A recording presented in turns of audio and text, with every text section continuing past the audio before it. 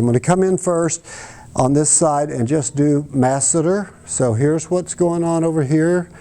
Just coming in. Notice how this internal finger is working a little bit, and I'm just going to soften the masseter a little bit. I'm not going to spend a lot of time on that. The lateral and medial pterygoids are two muscles that I'm not going to treat because they are hard to show anatomically.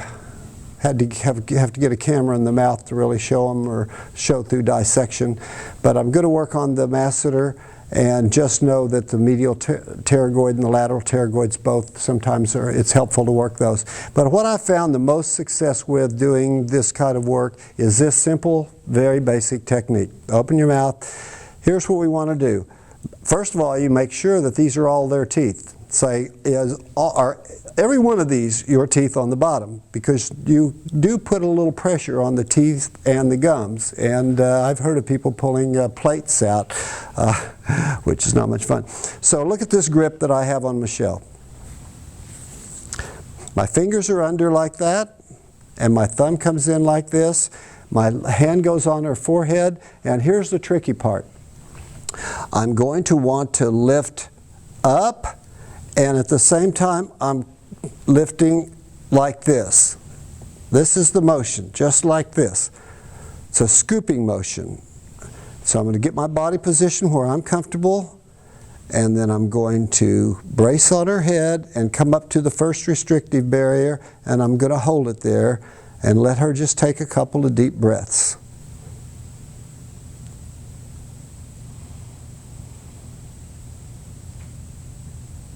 This is where you really want to understand the barrier concept. You want to be able to feel that barrier and let it unwind. I like to let the jaw unwind because it can go in some amazingly funky places once it starts to unwind. Sometimes it'll want to take you over to one side, sometimes it'll want to take you over to the other side. So now I'm going to pull Michelle's jaw toward me, which is going to decompress this condyle.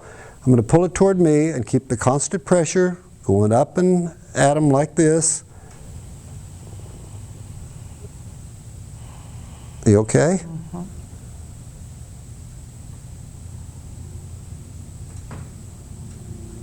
She needed a little bit of release here.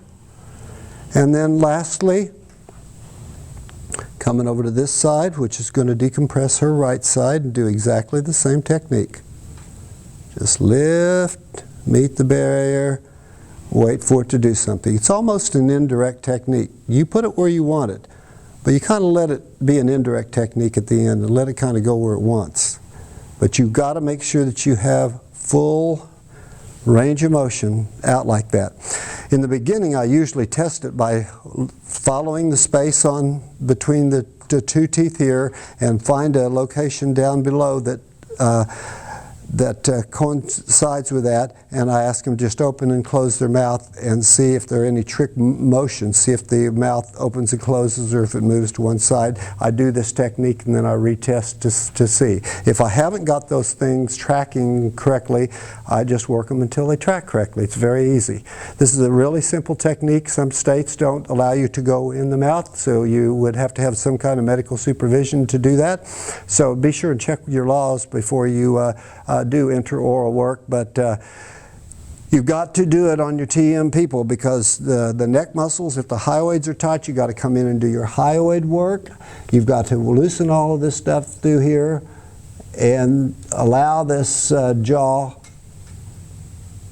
to release, because as you let the head come back in your forward head posture, once you're doing all that work in the forward head posture, you got to get rid of the jaw retrusion.